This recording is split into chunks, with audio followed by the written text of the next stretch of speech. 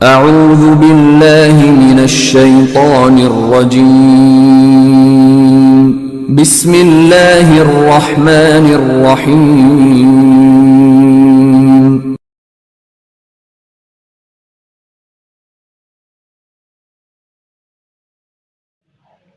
Assalamu alaikum. This is Sajid Lal from Kasi Grammar Boys High School, Lahore. Hope you're all fine and doing well at home. This is chapter number 4, Reproduction in Plants. Our today's topic is fragmentation and spore formation, which is a type of asexual reproduction in plants.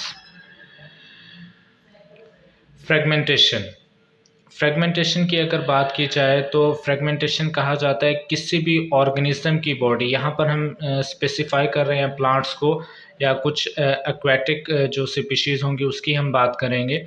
उनकी body जो है वो small pieces में जो है वो cut off हो जाती है और हर एक पीस से जो है मुकम्मल ऑर्गेनिज्म डेवलप हो जाता है। इस मेथड को कहा जाता है fragmentation. In this type of asexual reproduction, organisms such as algae break up into two or more fragments or pieces after maturation. कहता है ये ऐसा मेथड है एसेक्सुअल रिप्रोडक्शन का जिसमें ख़ास तौर पर एल्जी जो है उसकी स्पीशीज़ जो हैं उनकी बॉडी जो है वो डिफरेंट फ्रेगमेंट या पीसेस में ब्रेक डाउन हो जाती है आफ्टर मैचुरेशन, जब वो मैच्योर हो जाते हैं और उससे एक पूरा ऑर्गेनिज्म जो है वो डेवलप हो जाता है। इस प्रोसेस को कहा जाता है फ्रेगमेंटेशन। नेक्स्ट पॉइंट है these fragments then grow into new individuals that live independently from each other।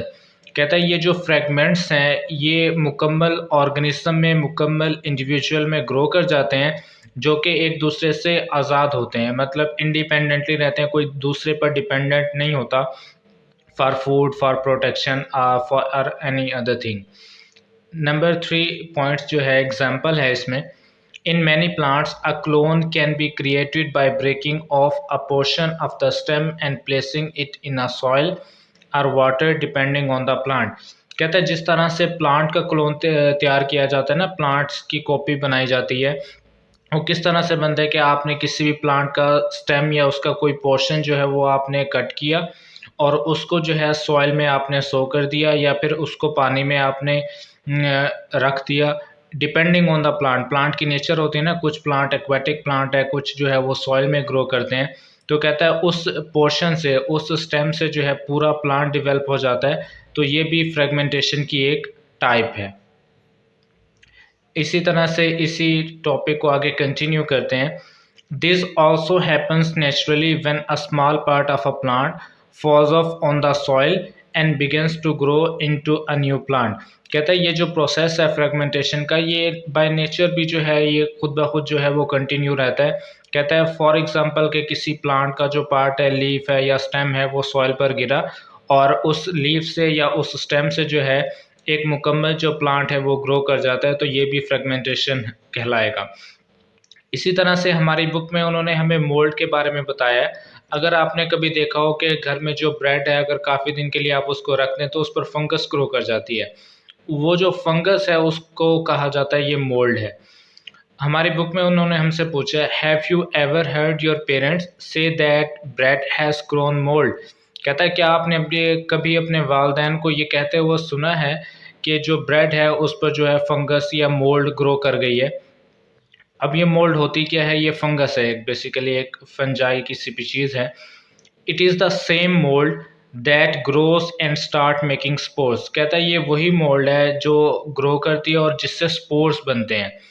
It is very dangerous to eat moulded bread as it can lead to severe poisoning. कहता है ये बहुत ख़तरनाक होगा कि अगर कोई पर्सन, कोई शख्स जो है वो मोल्टेड ब्रेड खा ले, मतलब ऐसी ब्रेड खा ले जिस पर फंगस मौजूद हो या फंगस के स्पोर मौजूद हों, तो ये काफ़ी जो है जहरीली होती है। इससे उस पर्सन की, उस एनिमल्स की जो है वो डेथ भी हो सकती है। Therefore always check your food before eating. तो कहता है इसी वजह से हमेशा खाने से पहले अपनी खुराक को चेक कर लें कि उस पर कहीं फंगस या मोल्ड वगैरह तो मौजूद नहीं है। ये आपको एक ऑर्गेनिज्म नज़र आ रहा है जिसका नाम है प्लानेरिया, पेरेंट प्लानेरिया। ये एक आपको सबसे बड़ा जो है नंबर 1 जो है आपको एक ऑर्गेनिज्म, मुकम्मल ऑर्गेनिज्म नज़र आ रहा है। इसकी बॉडी को आप देखेंगे नेक्स्ट स्टेप में जो है इनटू 3 डिफरेंट पार्ट में जो है वो कट कर दिया गया, मतलब एक हेड रीजन है, टेल रीजन है और मिडल।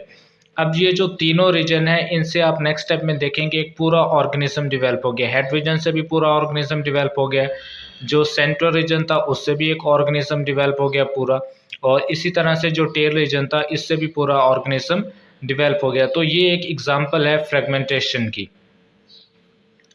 उसके बाद हमारी बुक में उसने ख़ास तौर पर जो नाम लिया था वो एलजी का, कि एलजी में जो है वो फ्रेगमेंटेशन पाई जाती है। ये आपको एक स्ट्रक्चर नज़र आ रहा है जो कि एक एलजी की टाइप है जिसका नाम है स्पायरोजायरा। स्पाइरल शेप की वजह से इसका नाम स्पायरोजायरा है। और आप देखें कि पहला जो आपके पास स्ट्रक्चर है उसको डिफरेंट 3 फ्रेगमेंट में जो है वो कट कर दिया गया। एक ही पीस था, एक ही ऑर्गेनिज्म, उसको जो है उन्होंने कट कर दिया, फ्रेगमेंट 1, फ्रेगमेंट 2, फ्रेगमेंट 3।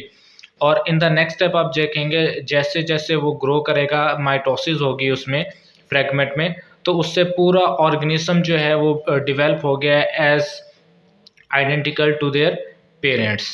तो ये भी एग्जांपल है फ्रेगमेंटेशन की। नेक्स्ट हमारे पास जो हेडिंग आज हमने डिस्कस करनी है वो है स्पोर फार्मेशन। स्पोर फार्मेशन क्या है? Spore are defined as world single और many celled reproductive body of the plant.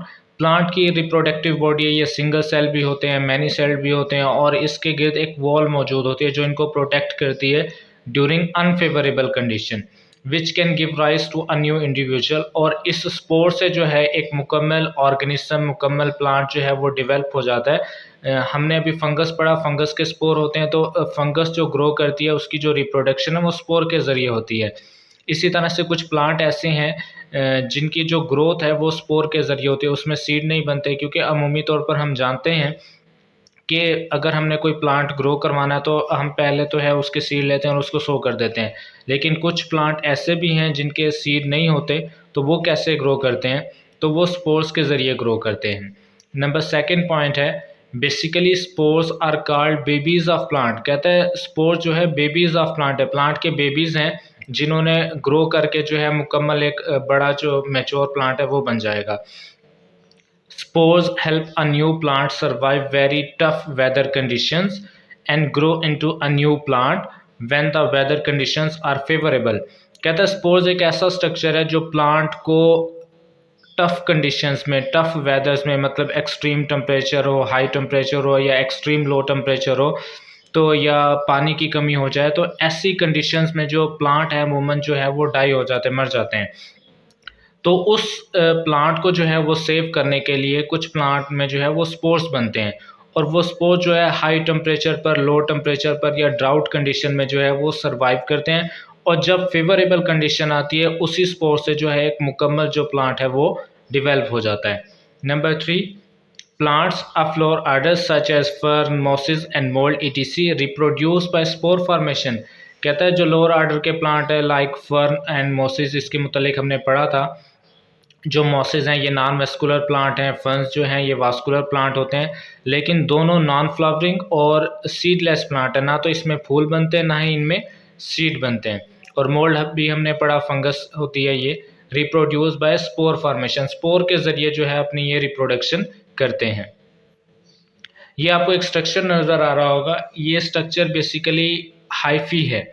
Hyphae में जो स्पोर, अब हाइफी क्या है? Hyphae body of fungus, fungus की जो बॉडी है उसे हाइफी कहा जाता है, और उसी हाइफी पर आपको ये स्पोर्स जो है वो किस तरह से बनते हैं, जिस स्ट्रक्चर के अंदर स्पोर बन रहे हैं उसको उसने स्पोरेंजिया कहा है, और उस राउंड स्ट्रक्चर के अंदर स्पोर्स मौजूद हैं। जब ये स्पोर्स ड्यूरिंग फेवरेबल कंडीशन इनको मिलती है तो ये जो इनका स्पोरेंजियम है, जो वो स्पोरेंजिया है, ये बस्ट हो जाता है, रप्चर हो जाता है, उसके अंदर जितने भी स्पोर्स हैं वो बाहर आ जाते हैं, और इसी स्पोर से जो है एक नया ऑर्गेनिज्म जो है वो डेवलप हो जाता है। ये फंगस के लिए उन्होंने बताया हुआ, ये फंगस का स्ट्रक्चर है कि किस तरह से फंगस में स्पोर बनते हैं।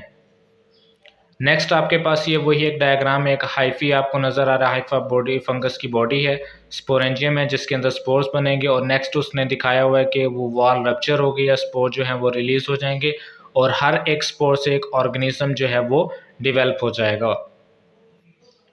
इसी तरह से कुछ प्लांट हैं जिसमें स्पोर्स बनते हैं। अभी तक तो हमने बात की ना फंगस की, फंजाई की, लेकिन कुछ प्लांट भी हैं जिनमें स्पोर्स बनते हैं। तो ये आपको लीफ नज़र आ रहे हैं, leaf like structure, proper leaf तो नहीं है, लेकिन इसमें ये आपको छोटे छोटे जो हैं ये स्पोर्स नज़र आ रहे हैं। इन्हीं स्पोर्स से जो है पूरा प्लांट डेवलप हो जाता है।